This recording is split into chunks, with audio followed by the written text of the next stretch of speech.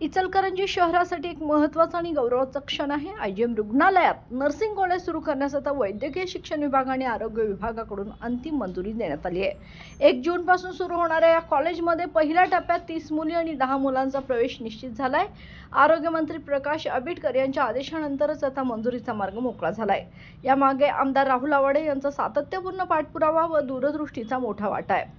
अवघ्या आठवड्याभरापूर्वी त्यांनी आयजीएममध्ये बैठक घेत प्रलंबित कामांवर भर दिला होता। आज हीच बैठक यशस्वी ठरली असून त्यांच्या निवडणुकीतील घोषणेला आता मूर्त रूप मिळाले आहे। हे केवळ शैक्षणिक प्रगतीचं नव्हे तर इचलकरंजीच्या वैद्यकीय क्षेत्रासाठी एक नवा अध्याय ठरणार आहे।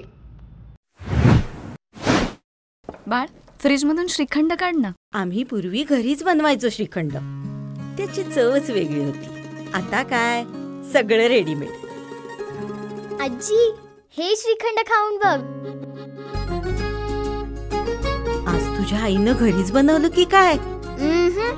हे आहे गोकुळचं श्रीखंड। अगदी जिभेवर रेंगाळणार। जिभेवरच नाही तर मनावरही रेंगाळणार। गोकुळ श्रीखंड, मनावर रेंगाळणार।